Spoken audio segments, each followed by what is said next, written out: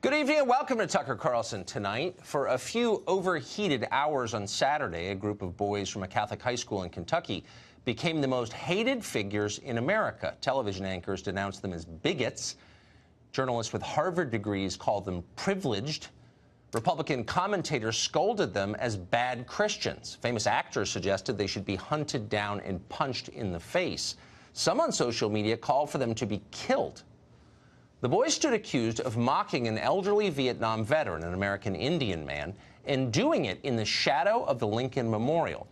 Now, the story had no inherent news significance. It didn't mobilize troops or move markets or reopen the government. But as a symbolic event, it's hard to remember a moment more galvanizing in Washington. As they read their Twitter feeds, the leaders of this country were in rare and solemn agreement. These teenage monsters, these remorseless thugs from our backward provinces, are living examples of all that is rotten and immoral about America. That was a consensus on Saturday. Pretty much everybody agreed with it. And then suddenly, the Covington Catholic story exploded, popped like an overfilled balloon animal.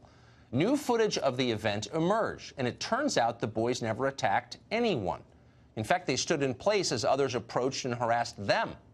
People did indeed scream racial epithets at the Lincoln Memorial over the weekend, but it wasn't Catholic kids from Kentucky. Watch. This child molesting priest right there. Right. Let's make America great again. A bunch of child molesting. Look at all these dusty crackers with that racist garbage on. Look at these dirty crackers. Bunch of future school shooters. That's right. A bunch of incest babies. A bunch of babies made out of incest. The biggest terrorist on the face of this earth is the pale-faced man, woman, and child. Now, whatever it is you just saw on that tape, it does not confirm what they were telling you on Saturday on Twitter, just the opposite. The official story was a lie, and who knows what would have happened to the boys from Covington Catholic if the tape you just saw had never been posted to the internet. They'd probably be living under assumed names by now. Instead, the facts exonerated them and implicated their accusers. From brunch tables across Washington, reporters rushed to delete their outrage tweets. Some of them even apologized for passing rash judgment, and good for them. But amazingly, many others pretended that nothing had happened. They didn't acknowledge the new tape. They kept up their original attacks. Being woke means never having to say you're sorry. CNN political analyst Kirsten Powers now says the boys are guilty of, quote, disrespecting an indigenous elder. That elder would be Nathan Phillips, the man with the now famous drum. There is growing evidence tonight that Phillips concocted key elements of his story, as well as parts of his own biography, and that he's done it before. The press isn't rushing to find out. Kirsten Powers doesn't seem to care one way or the other. Nor did she explain how precisely the boys disrespected Phillips. Identity politics doesn't concern itself with details like these. It's not about individuals or what actually happened to specific people on a given day. Identity politics is a set of moral judgments about groups. Some groups are always right, no matter what the tape shows. Laura Wagner didn't even bother to look at the tape. Wagner is a reporter at Deadspin, that used to be a sports site before the revolution began. In an article last night, Wagner described the boys' behavior at the Lincoln Memorial as, quote, a racially charged frenzy of barely contained violence that was committed by a, quote, frothing mass of MAGA youth, frenzied and yelling and out of control. She went on like this, paragraph after paragraph, and of course anyone who disagrees with that assessment is a racist. Keep in mind as you read that there is literally nothing in the record, the documentary record, on tape, or in the testimony of anyone to support any of Wagner's claims. Every word is just made up out of nothing. Imagine if someone was writing things like that about your son. At Covington Catholic, classes were canceled today.